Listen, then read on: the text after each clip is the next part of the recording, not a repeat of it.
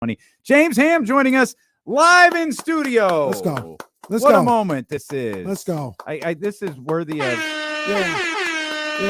Let's go. Our 1320 Kings insider, creator of the Kings Beat and breaking Kings news.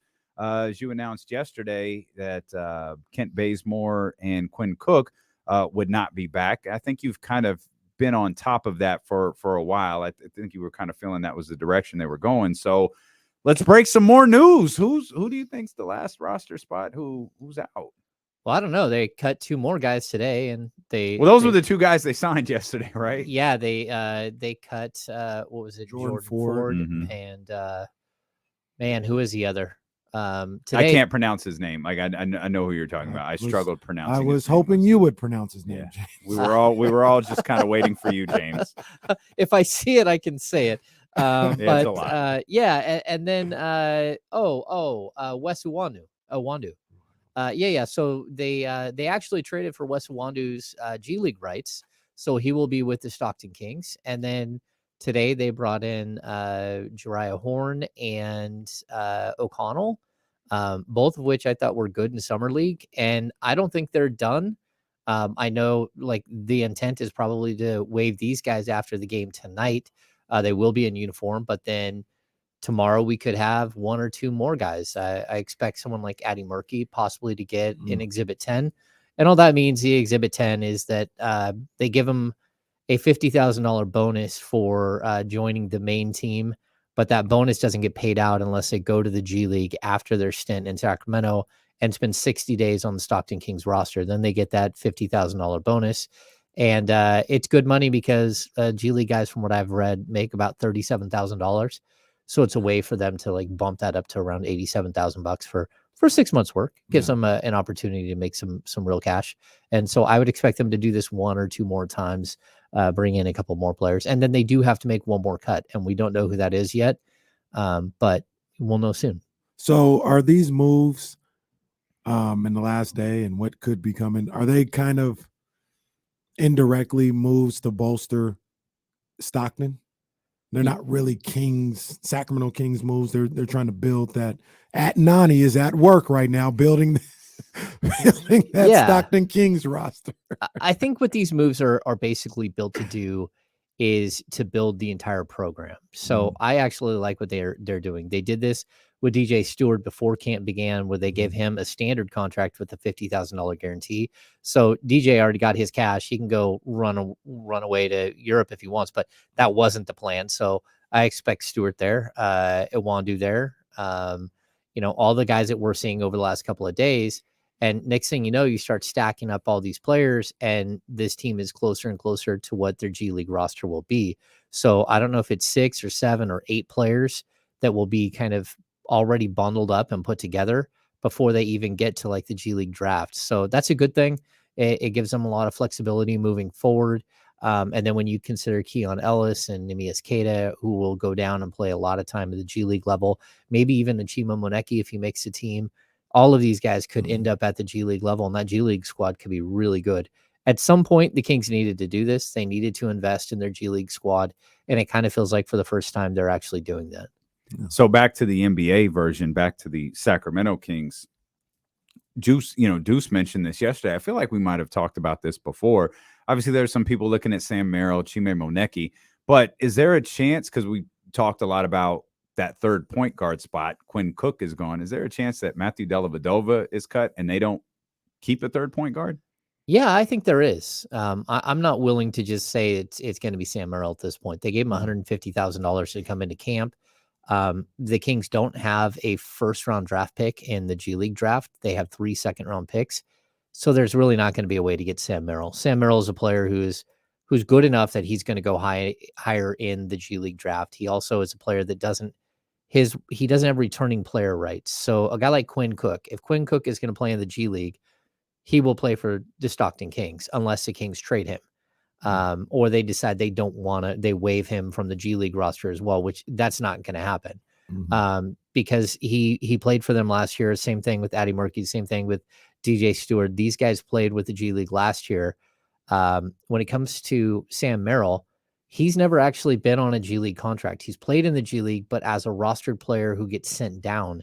And so it's very different. And I believe he'll be in the G League draft. And if he gets waived by the Kings, and then they would have to decide how they're going to do that, how they're going to go in and like, either like try to get him to go to the G League. I don't know. It's going to be complicated. But if you do keep him on the roster, you can allocate him to the G League. And that's something that they would probably do, where he can go get minutes down there when you don't need him. Yeah, sorry, James. Jamie's a damn genius. That was phenomenal. Okay, so I saw what you did. Okay, this is phenomenal. This is a television thing. So like the key is, I'll do this. I'll make sure I talk to the people as well, because I didn't do a good job of doing that. But the key is to make everyone feel like they're part of the conversation. So you move your eyes around, because that's what you do when you're on a 3-set on the stage, on the set. So I assume that's why you did that. Yeah. So you guys are all perfect.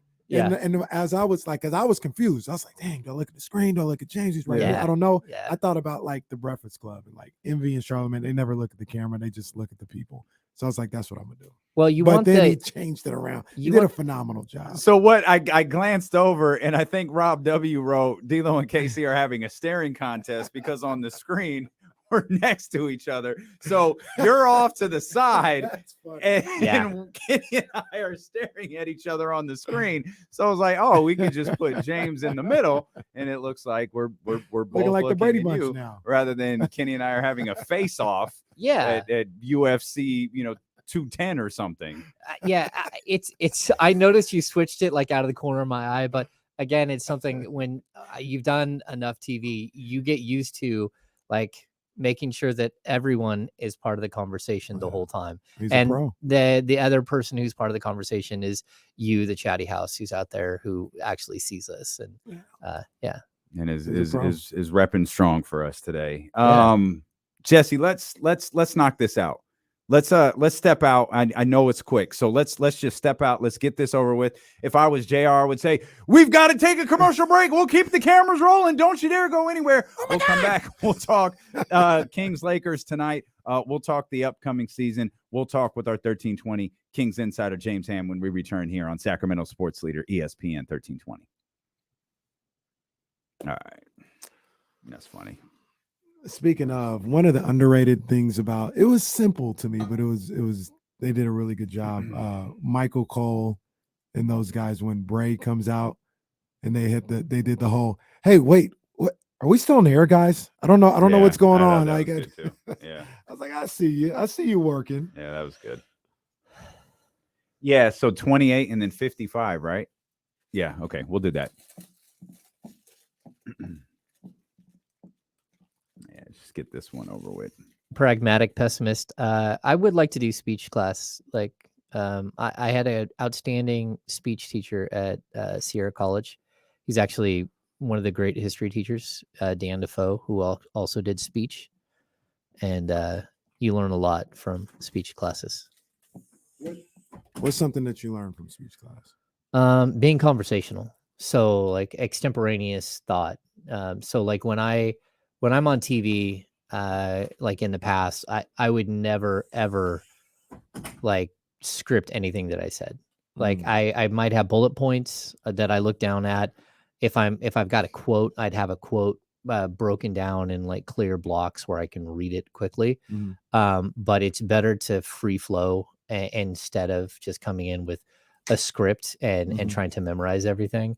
So it again, it's great to, like, if you're giving a speech and as opposed to literally writing out 12 pages of stuff, write 8 bullet points that you know everything there is to know about and flow off of those 8 bullet points. So you always have a place to go back to, like a center, but it just opens up another line of conversation for you. So yeah, that's good stuff. I know, like, when I do different shows or whatever, obviously doesn't happen here, but what you said is exactly like what should be done. But one of a talent that I do have is I can have something completely written down and make it sound like I'm talking, like you're flowing. Yeah. Like I'm not reading, you know what I mean? And I don't know if that's a good thing or bad. I guess that'd be good for TV. Like, the news, being able to read a teleprompter, but like make it sound a certain way. But I don't know if that's good for any other part of TV. Well, I've never been the true host of a show. I'm like, I host a podcast, but when you host like a pregame show and stuff like that, it's totally different. So I've worked with quite a few, all of which have their pluses and minuses. Feldy and Kelly Johnson and Guy Haberman, but no one was like Jim Cosmore. Jim Cosmore just has a natural way of throwing it to you just the perfect way every time. Unless he's mad at you, and then it can get a little dicey. But he just has a way of breaking that conversation. And when you really have a flow, it's when you start feeding back to each other. So like I go to Doug, but Doug goes back to me just by throwing my name into the conversation. Then we go back to Jim. Once you start getting a flow, it really does, like, you can bounce around the room where it doesn't have to be like host asks a question. Yeah. Anyway, Trey Wingo's really good at that. Like Yeah. I watch Trey navigate that, and then the way doing raps is really hard.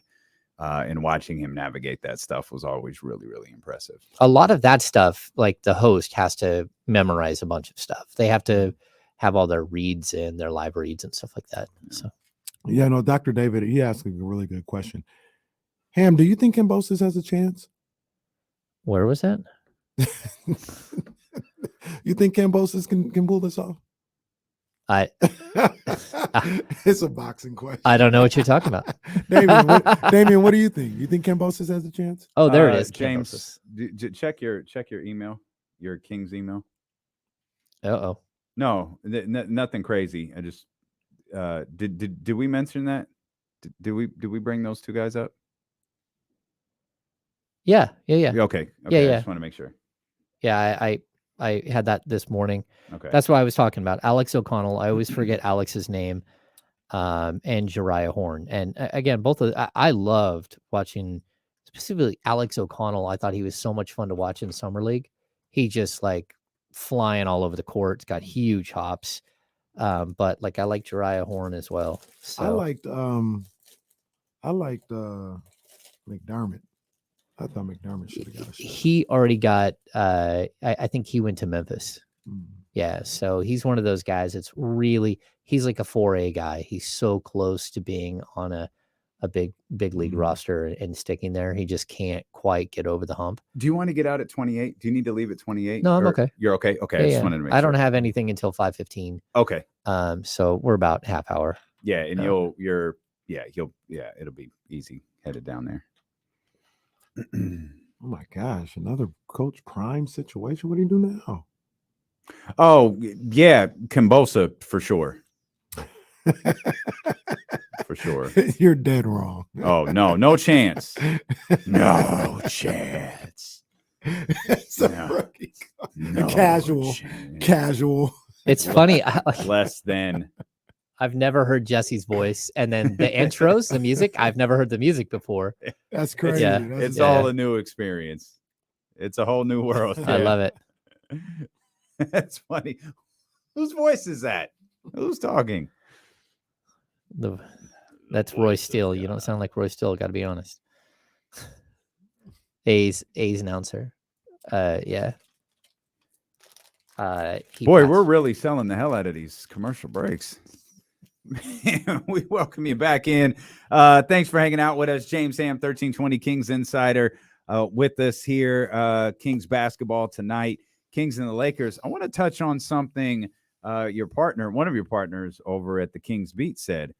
Sean Cunningham, you played that sound that you had yesterday from Rashawn Holmes.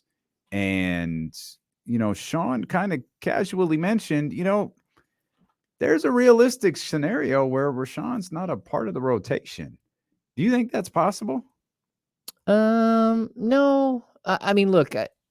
He laid out why, but you got to go to the Kings Beat for that. Right. Yeah, I mean, this summer we've heard that the Kings kept Rashawn Holmes specifically because Mike Brown wanted to work with him, and that was something that they intentionally did.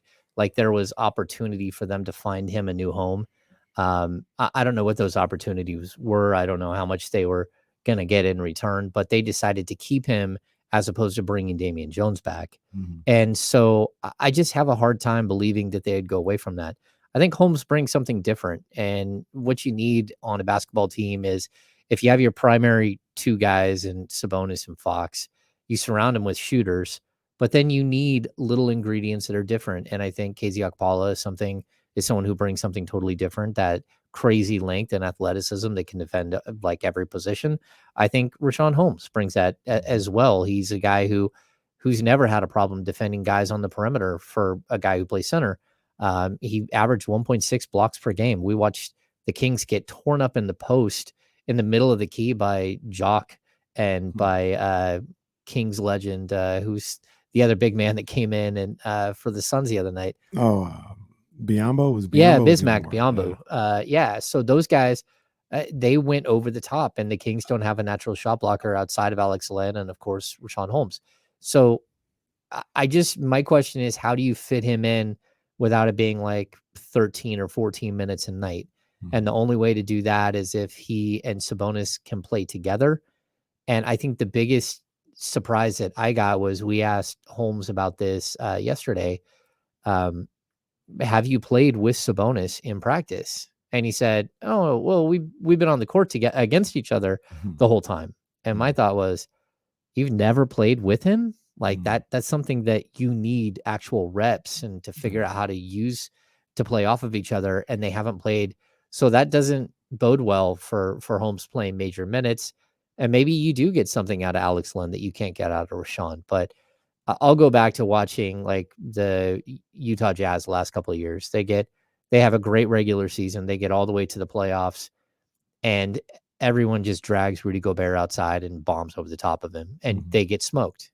And if they would have had a Rashawn Holmes on their roster, they could have played the 5, but also gone out and defended. It would have changed everything. And he wouldn't have played the whole game. He wouldn't have played probably more than 20 minutes, but it still would have given Gobert an opportunity to try to balance himself out. And so I think the Kings need that. They need a guy who can go out on the perimeter, who can play the 5, and who can defend people. Yeah, Bismack Biyombo had 12 rebounds the other day.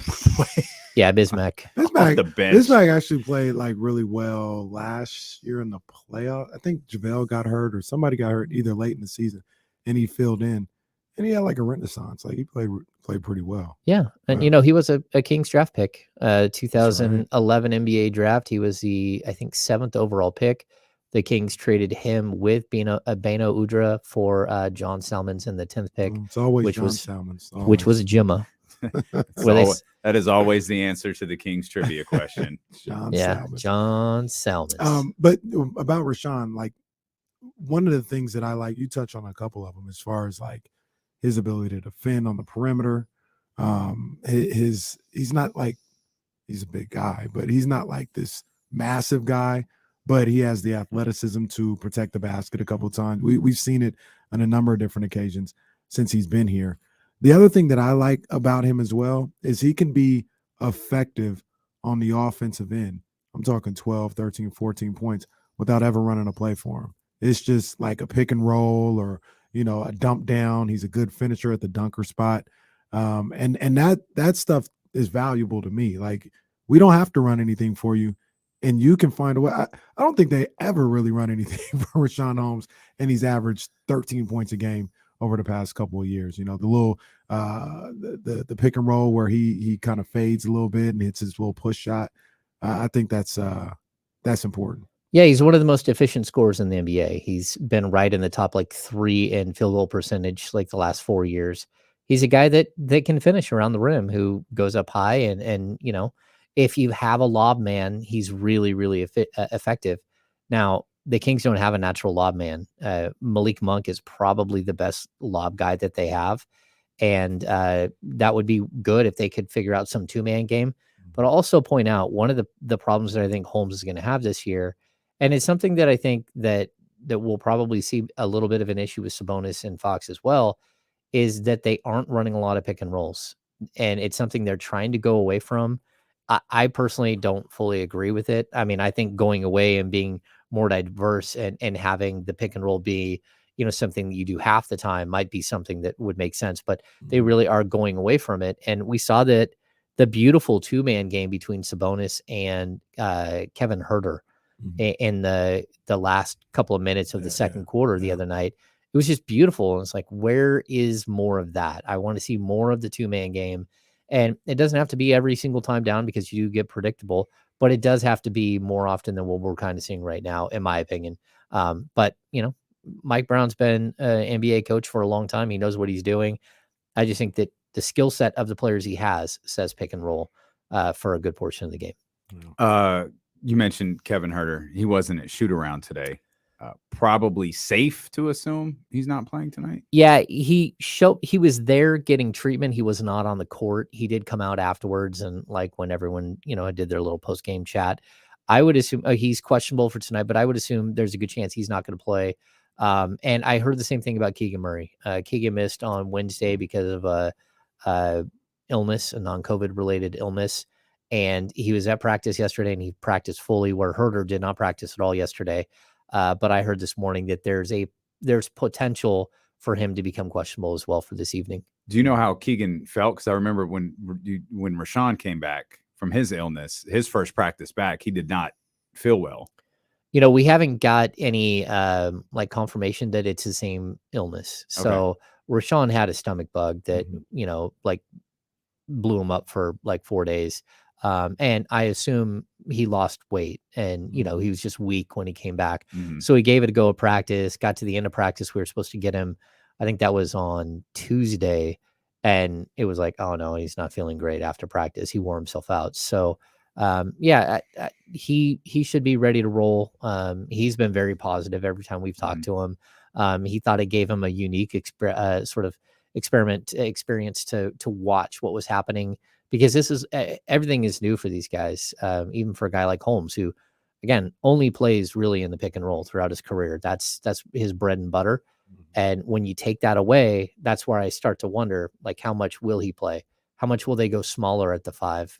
Guys like Trey Lyles, guys like Chimezie Metu. And then if you face a big team or a team that's just trying to get downhill on you the whole time, do you go to Alex Len? Do you go to a true rim protector, 7-footer who, blots out the sun? Yeah. Well, do you think that, they're not, I'm just going to assume they don't have Huerter tonight. Do you think tonight is a night where we see something close to the starting lineup and the rotation off the bench of the regular season? Is this going to be the dress rehearsal, you think, for Mike Brown, or is he going to maybe just, we'll treat it like the last game of the preseason and get ready for the regular season? Yeah, I think he wants to play the guys plenty of minutes, and he wants to get this thing in a flow, right? The problem that he has is that, without Huerter, it causes a problem because now Monk is in the starting lineup. You would assume it's possible they go Terrence Davis in the starting unit just to keep that second unit intact. So there is other things that they can do at that position to try to keep the first and the second unit flowing. Yeah. I found it interesting. We saw Chima Moneke actually working with the first team, shooting with the first team yesterday. Whether that means he's going to get some looks tonight or not, I'm not sure.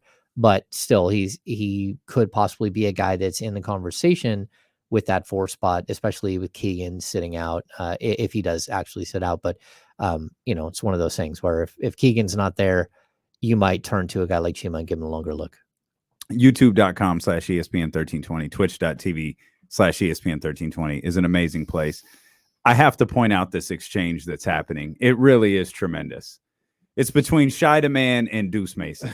Shida Man made a remark that Katie is not a color commentator. She's an analyst. And Deuce said that's the same thing. An analyst and color, they're the same thing. It's a color analyst. Shida Man says, okay, what title do you give Draper then?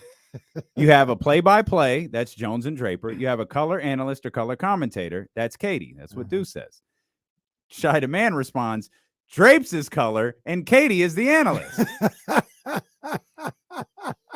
No, Drapes is play-by-play. And I just like, what is happening right now? Who's on first? Like, Shida Man, what are you doing? Yeah. Like, if there's one guy to take advice from, it might be the guy who's a play-by-play guy. Yeah, and has absolutely. an analyst as his podcast partner. Knows the titles of these. Oh, I had to point that out. That's That was extraordinary. I love Shida, man. He's Yeah, wonderful. Shy that one of the was day a ones. terrific He exchange. wanted day ones for sure. What has been your thoughts on Terrence Davis? Like he's a little up and down. We like Terrence Davis a lot, but there's been some good and some bad with him so far in these preseason games. Yeah, Terrence is a microwave. He's a mistake-prone player, though, and you can't have a bunch of those on the floor at the same time. I'd say that Malik Monk is a mistake-prone player too.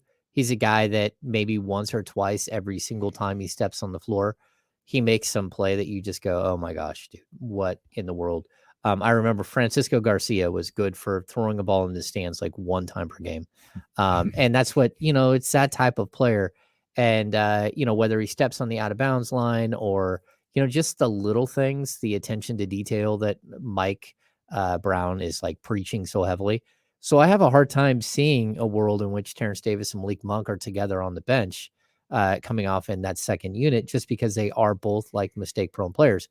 Again, Buddy Hield, a mistake prone player, and you can have those guys on your team and they can be really, really effective and they can bring a ton of energy and they can change the momentum of a game, but they can also like frustrate the living daylights out of you. And so I think it's one of those situations where we're going to have to wait and see what Mike Brown does in game 1, but also in game like 7. Like, let's give him a couple of games to figure out who and what he's got, how his rotations are going, and then start to really figure, like, is Herter going to be the backup 3 or is Terrence Davis? Like we thought maybe it's Kent Bazemore, and Kent Bazemore isn't there anymore.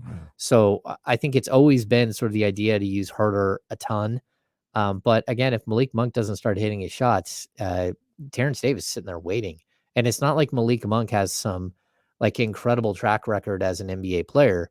He's only been really solid the last 2 years. And so can he hold it together? Can he be a guy that you build with? Or do you have to go back to a guy like Terrence to give yourself a spark? And I think, during an 82 game season, we'll see plenty of different looks from this team. And it's good to have depth like Terrence Davis. So here's the interesting thing that I'm thinking about when you say that, because in a perfect world, Malik, you're not really handling business. We move on to the next guy, give somebody else a shot. But here's where, and tell me if I'm wrong, the business of basketball comes The into business play. of There basketball. You go. That's it right there. Got it. You just signed Malik Monk to a free agent deal. You've got, I don't know who his agent is or whatever the case may be, but you're going to sign my guy and then you give him 15 games, 20 games, and now you're going to bench it. Like that's what we do in Sacramento. Okay, I'll remember that. Like, does that come into play? I remember Dwayne Dedman.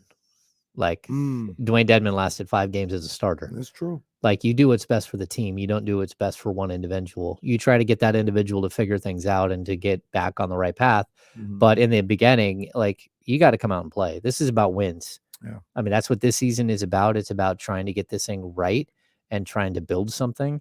And sure, Malik Monk signed a 2-year, $10 million deal, a $20 million deal, 19.3 or something.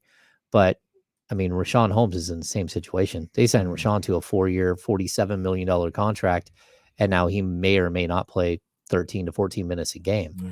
So, in the NBA, life comes at you quick, and you got to be flexible, and you can't get caught up in that. Especially, like, you got a GM who's not under contract after this season. He's not waiting around. He's not telling somebody, "Hey, I need you to play that guy." And a lot of times in Sacramento, that's a problem. Like, it's not just like last season, like Buddy Hield didn't.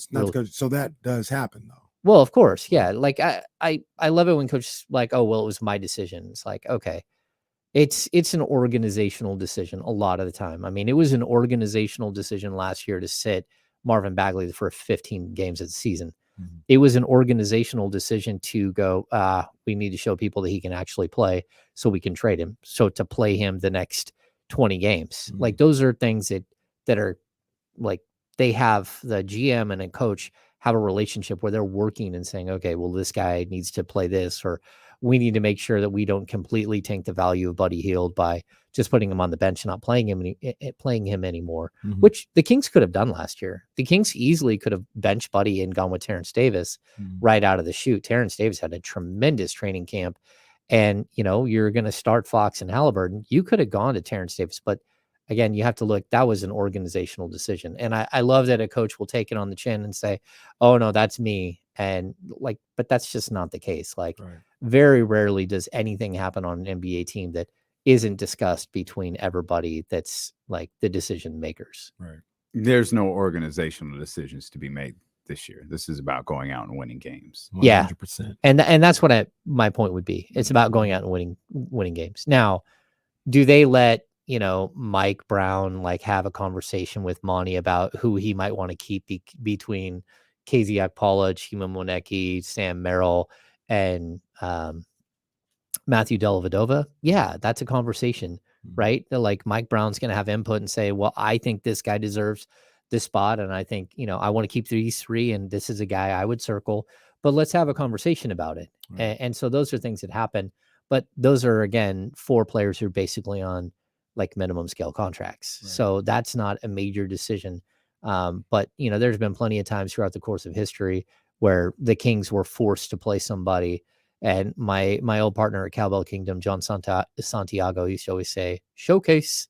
Like anytime you see some player magically show up for a 5-game run and they're just all of a sudden they're getting all these shots and stuff, it's called a showcase moment. So you might be able to move him when it's time to go. So, yeah, interesting stuff. Derek Favors being waived by Houston, by the way. 32 years old, 31 years old. That's a name that intrigues me. I've lost touch with Derek Favors in the last year or so I don't know what he's been looking like lately. But he was not much. I don't mean that. He was a little valuable with Utah. I don't know if it was last year. I think it was the year before last. But they, when they were the best team in the league, they he was a solid role player. Yeah, he's an interesting cat too. He's really, really into comic books. And he's I've had some interesting conversations with him in the past. The Jazz beat writers are the tightest group of beat writers you're going to run into. They all transcribe quotes for each other. They all travel together. They're all friends. And so that means when you go to a Jazz shoot around, you're with those guys and they're having really odd conversations with some of their players because it's all really familiar. They're all really close and stuff. So, yeah. Derek Favors, a lot of people thought he was going to be a King. Thought they missed out when they missed out on Derek Favors. Or didn't he go 4? I think he went 2, 3. It's 2010. He went before Cousins. 2010. Yeah. So it was John Wall, I think. Favors. Was it Favors? I thought there was somebody after Wall, but maybe not. But I remember that was the talk. Yo, Favors, you can. That's a Karl Malone or a generational power. They weren't going overboard, but they thought he was that dude coming out of Georgia Tech. Yeah, Cousins. Number 3 overall. Yeah, number 3. He would never let that situation. He was so angry that he was the 5th pick in the draft. He thought he should have been number 1. He would have been okay with John Wall's number 1 and he was number 2. But it was always anytime he played Favors, it was go time. Who did go after? I'm trying to think. Oh, Evan Turner. Evan Turner. I knew that was a bad. Yeah, bad that went number 2. You're only saying that because he went to Ohio State. I didn't like his game. Chima Moneke played the final 7-8 minutes of the last game. Has he shown you anything as we're in the ultra evaluation stage of the preseason and training camp? Yeah, he showed me that a couple of things. Number 1, athleticism off the charts, fun level off the charts, but also the experience level of going to UC Davis and playing at a lower level college as far as, athletics, and then going overseas and not playing in the highest of highest levels overseas, that he's going to take a little bit of time to adjust to the game speed, the physicality, everything that is the NBA. And I think he's got NBA talent. He certainly is fun. But again, we're talking about a guy who's a mistake guy, right? A guy who's going to fly by the seat of his pants and whatever happens. He can be a catalyst as like an energy game changer type guy, and maybe grow into something more than that. But we're gonna have to see if he makes the roster. I think he will. I think that they will. I think they've kind of centered on one or two guys that will be that final cut. And we talked about this.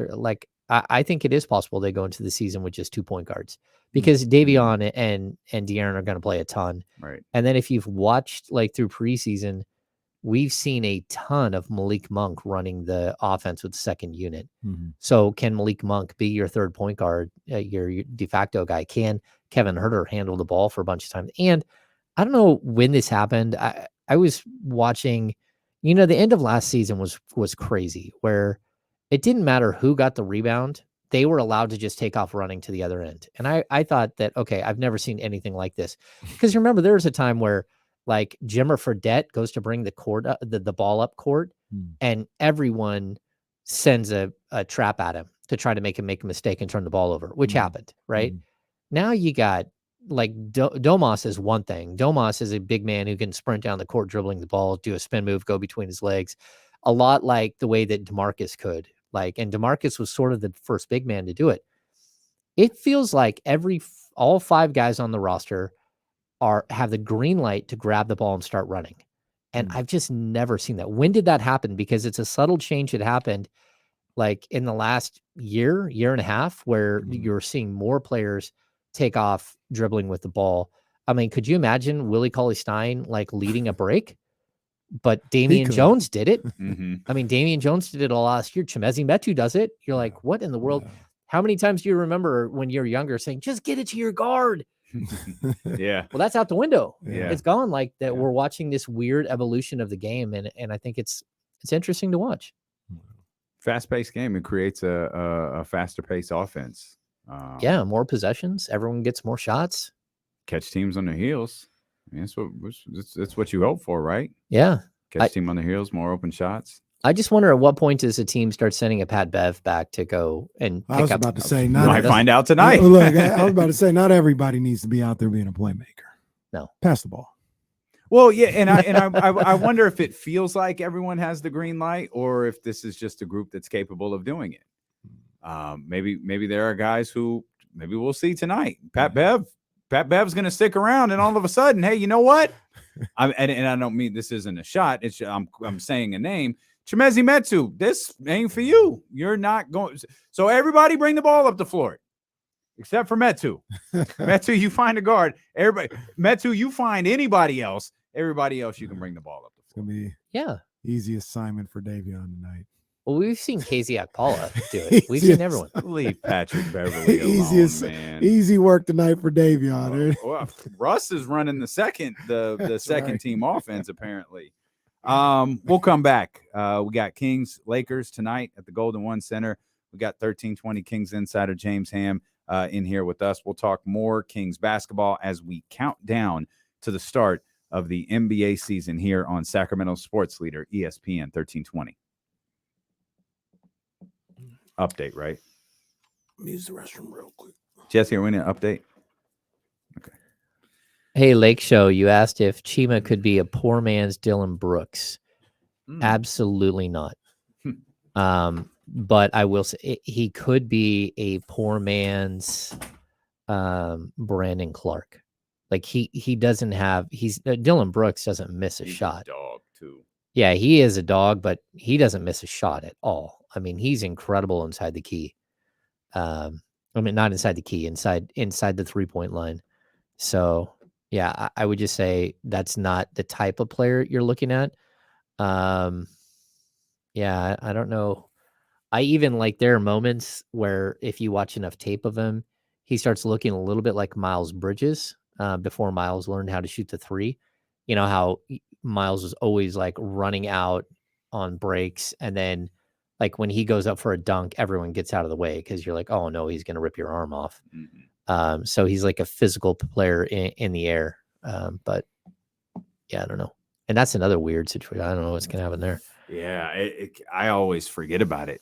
I completely forget that whole thing, that he's not there. And that whole thing is just lingering over that organization. Well, yeah. I mean, they still have the qualifying offer set on him, but I think if he tried to accept a qualifying offer, they would have to The rescind it. league hasn't had to do anything, right? No, and they just extended out his court date, I think, for another 2 weeks or something. So yeah, it's become like this weird situation. I mean, it's always a bad situation. No, but it's bad, but it's become weird. worse. It's just this happened in July, and it's just sitting out there. It's California courts, man. Yeah. Like Yep. I don't know. I mean, he pled not guilty. I did see that. But I don't know, like, at what point do you have to make a decision on him if you're the NBA? I feel like the NBA's got to say something next week. Like, yeah. I mean, and they just got hit too because then what happens? Like, Ball is out. Who's out? LaMelo is out. Oh, Charlotte. Yeah. Charlotte just got hit. Yeah. That's tough. That team could wind up being bad. They could wind up being bad. Yeah, I mean, Dylan Brooks, I've never seen Dylan Brooks. Every time he plays against the Kings, he looks like a complete world beater. That's my boy, Dylan Brooks. He's basically the Jason Smith, the Jason Smith of the modern NBA. That guy used to tear up the Kings every time. You're like, man, this Jason Smith, he's wearing like 2 knee braces and like dude can't move at all. And he's got 18 points and he averages 3. Like, what is happening? I remember the other day when the Kings played the Lakers. I ended up keeping my ear to the street of the Lakers, seeing what was going on. And the guy that was on the radio out there, he was talking about he went to the game and he was like in the media room or something like that. And Vivek came in there. And he said, Vivek comes in there and he's just looking around and trying to find something. He's like, hey, where's the restroom at? And the guy goes, oh, it's right over there. And then he's like, okay, it was the owner here in the meter. That was a little odd. And then he says, Vivek comes out and he tells the guy, he goes, yeah, the lady I was with, tell her I went to my seat. I went to my seat. It's like, in his head, he was like, first of all, I don't work here, okay? Member of the media. Second of all, it's the first preseason. You can't wait the extra 45 seconds. So Vivek goes on. Sure enough, the lady comes out and she's like looking around and he tells her, he's like, yeah, he already went to a seat. And he's just like, well, why did he go and like pass the message? Like, I don't know that I would have done that. He said, I don't work here, bro. Yeah, I'm not your usher. That's yeah. I thought that was a funny story. It is funny. Yeah. Ish Smith is a King's nightmare. Oh man, Sedell Threat. Hard. Tyler Johnson had a huge game against the Kings. Who was the guy that lit up the Kings for the Hornets? What was my man? All of them. Daniels, Troy Daniels. Oh yeah, Troy Daniels could like, shoot a 3-ball. Yeah, like 2 30-point games against the Kings. Oh, that's okay though. Yeah. PJ Washington. We root for PJ. He ripped the living. Yeah. PJ just needs some things right in his life. So PJ done moved on. Yeah, I know he moved on, but I was just saying he's living his best life. He's feeling good, you know. It's still lingering out there. Where is he now?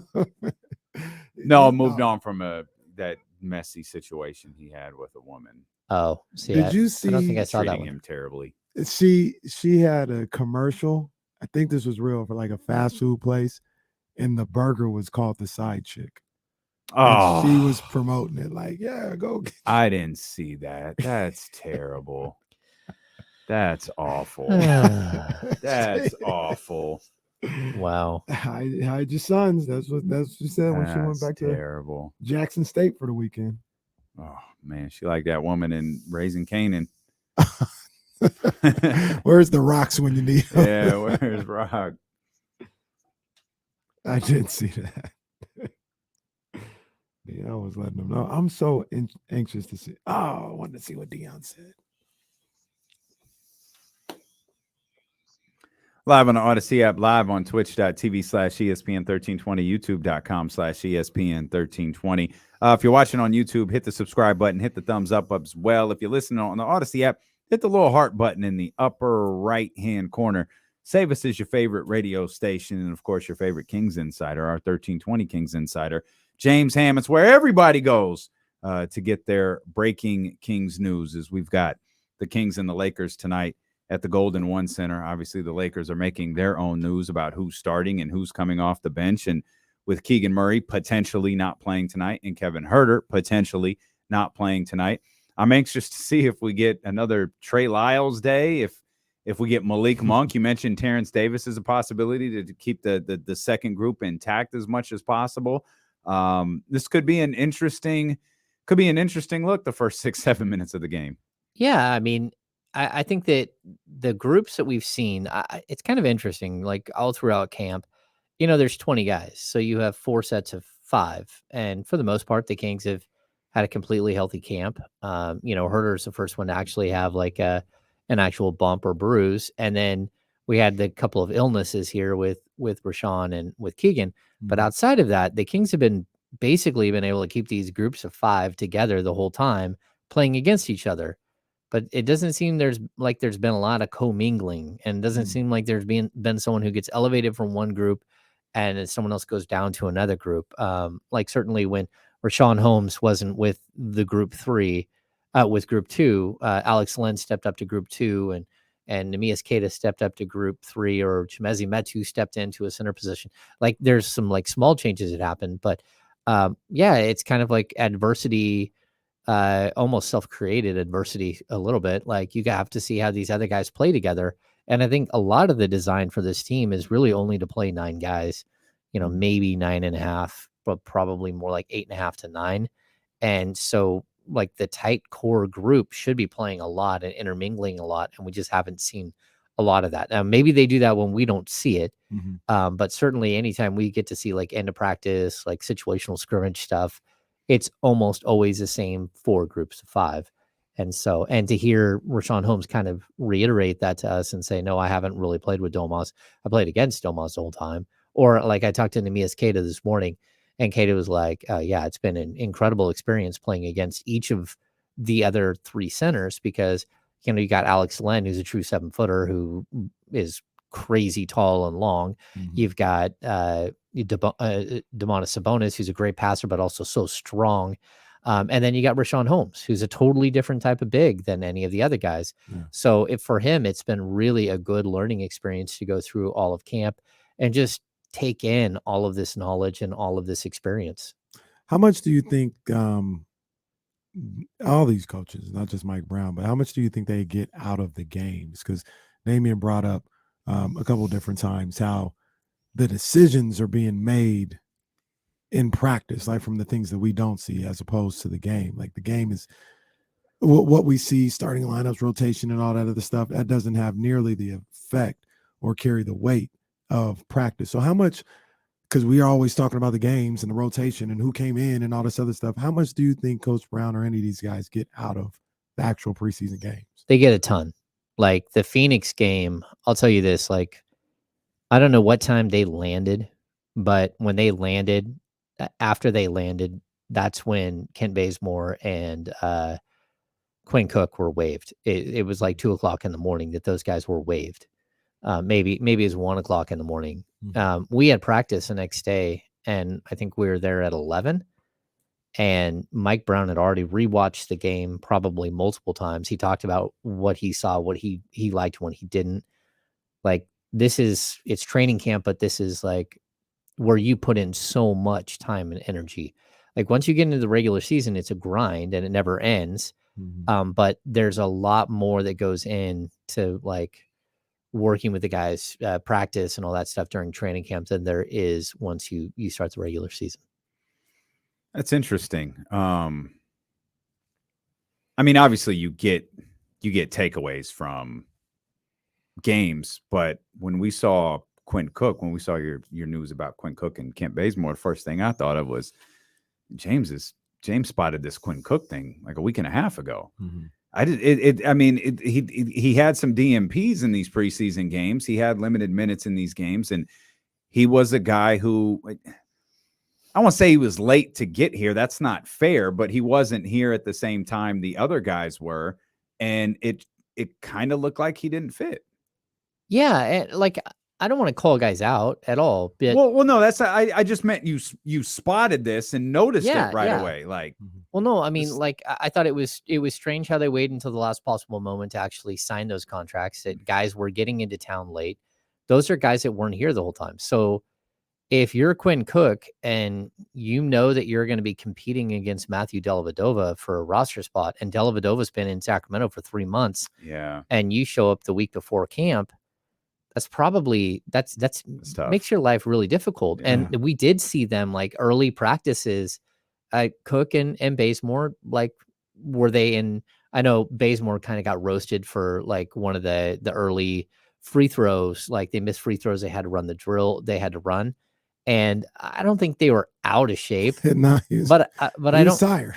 Yeah. Well, I mean, I was tired watching him, but like that's not my job to be, in primo shape coming into training camp. It's my job to not weigh like 20 pounds more than I should when I get to training camp, because then I'm just going to gain weight all season like I do, because it's a sedentary life and you're driving and all that stuff. But like for these guys, like, man, if you're competing for a roster spot on an NBA team, you got to do everything in your power. There is no off switch. And I don't know that those guys had an off switch. I just know that other guys stood out as not having that. Like Davion Mitchell looks like he could just step right into the 49ers like linebacking core and start playing minutes.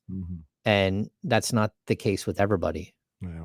What is the Bazemore, specifically the Bazemore release? Did that signify anything to you about the guys that were here? Like for instance, Chimu, that I don't want to say a lock, but that was what I thought was a competition, Bazemore and Omeki. Does that solidify his spot? Yeah, I mean, you would think so. I mean, I'll say this, like, there comes a point where you got to look at your team and you got to see who's going to play and who's not. And you have to start evaluating, like being realistic, like my guys who are 11 through 15, I might get up to 10 in the rotation, and depending on injuries and bumps and bruises, might go 11, 12 deep. But am I going to go 15 deep? And is there a reason to have a guy who, isn't going to play, who's a seasoned veteran, who's going to be like my 14th man? Or am I better off saving that roster spot for a young player that might have some major potential, who I can also go send down to my G League affiliate for stretches and let him get some more seasoning there, play with some of my other guys that, my two-way players that I'm going to want to pull up to. So I have some camaraderie. I have some like sort of seamless integration between the two organizations and stuff like that. Right. Like, is there more value? Is there more potential in what Moneki, like if he makes a roster, like, will he be an impactful player in year one? There's a good chance he won't be. We don't know. I mean, there's always that off chance that some guy steps up and shows something that like just surprises everybody. But there's also potential for him like to be really good next year, or to grow into something by mid-season or the end of the season, you start seeing something different, where Bazemore is always going to be looked at if, you have Terrence Davis go down, you have Kevin Huerter, you have Harrison Barnes. Now I've got to start playing you minutes. At some point, I'll get to like the war of attrition, and that guy will get minutes. But when Akpala stepped up and looked like he could play major defensive minutes for you, whether he's with the starting group or the second group, all of a sudden you're looking at it like, okay, like we're getting a little tight at the three. And I still don't think that they're the true answer long-term is at that position yet. And the other thing I'll point out too, like it's something that we noticed early in camp, and it's something we've seen play out, but that second unit with Davion and Monk, but then Keegan Murray at the 3, that's a big deal with Trey Lyles at the 4 and Rashawn Holmes at the 5, because what that tells you is that they think that Murray can play the 3 as well. And if he can play the 3, and Terrence Davis can play the 3 on a guaranteed contract, and, again, you're going to play Huerter a bunch at the 3, like you really do start to run out of minutes. And would you rather have somebody that you're gambling on for the last 2 or 3 spots? And maybe, it's possible that you keep a guy like Chima, and then you get to the trade deadline and you have to make a deal and either he's included or you have to waive a player. Like there are a lot of things that can happen between now and the end of the season. And that's something that you might not do with a veteran player like Kent Bazemore. Do you know if the plan was, based on, I feel like we know the answer to this based on what we saw in the second half of the Portland game, I think, where Trey Lyles started. But was the plan to start Trey Lyles in that third preseason game against Phoenix, or did it shift to starting Trey Lyles because Keegan Murray was out? It's a good question. I don't think we know the answer. I don't think Mike Brown is going to put his cards on the table. It's one of those things I've pointed out, like every head coach is different with the way they want to handle things like lineups and who's playing and who's not and who's going to be part of this group or that group. And you don't really know until you get to like the first game and you ask them because they'll mess with you. Some guys are like, look, there's nothing. Alvin Gentry will give you his starting lineup. I mean, there's even a point where he asked me, well, who do you think the starting lineup is? I told him who I think it was. And he goes, yeah, that's it. Right. So like, there's that moment. Well, Mike Brown is more in the like Dave Yeager mode where they keep that thing under lock and key until it has to be in, and it has to be in at 6:30, 30 minutes before tip off. And that's when you see all of us tweet out all in like big giant group tweets that who the starting lineup is. It's because they're keeping it under lock and key. And that's what Mike Brown is going to do this season. And so like he very well could have had an idea to start Keegan Murray, but I also kind of feel like they don't want to push that button and have everyone clamoring for it until they have to. Right. Yeah. That's how I feel, like, especially starting the season. Like, even so we talk about, let's see what it looks like in the preseason. Well, once you go there, you can't go back. So because if he goes out there and has 19 or 20, what are you going to do? Right. You can't go back. So if I was Coach Brown and I had any inkling or, I was really intrigued and wanted to see KZ Okpala playing with the starters, I would just start the season that way, because I can always bring Keegan in. But you can't really do the flip side, right? Like you can, but that would bring up a whole bunch of other questions. If you start Keegan, it doesn't look the way you want it to, and then you bring KZ in there.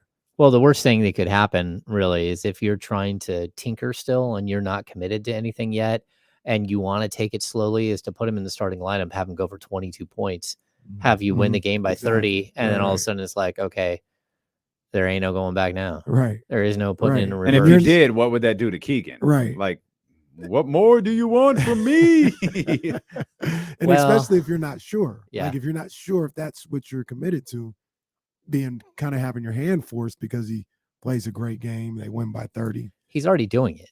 Yeah. Every time he steps on the court, he's already doing it. Yeah. You're watching it, you're like, okay. Like, I know you're trying to mix and match your lineups, you're trying to be fair, you're trying to make a guy earn it. He's just so much better. So, like, at what point do you have to put him in there? And, like, you could say, well, the starting group, you don't want all 5 of your scores in the starting group. And, like, I'll be the first one to tell you that so many head coaches have told me that. But that doesn't mean that you can't pull 2 of your starters at the 5-minute mark in the first quarter, put in 2 defensive-minded guys, come back, and start switching your guys out at different times. Like, staggering your players doesn't mean that you can't stagger them at the beginning of the game. Like there's all kinds of ways that you can work through it. And it's just, he's going to lock down a starting job for a decade. So, like, at what point that's going to happen? It's not if it's going to happen, it's just when. And so I'm not really concerned about it. And I don't think fans should be concerned about it. But it's something, if they get in any kind of rut, it's something we're all going to hear. Like, when are they starting Keegan? And then we'll have to ask his media. So, like, look, is it time? And those aren't good. I don't think they're going to allow that noise to get too loud. No. If it's something that they try, if KZ Okpala winds up starting, and it certainly looks like he's going to next Wednesday, I don't think that's something that's going to linger on for like 5 or 6 games. If you get in, hell, 0 for 2. I'm not dealing with these questions from you guys every day. He's starting game 3. Get out of my face, James Ham.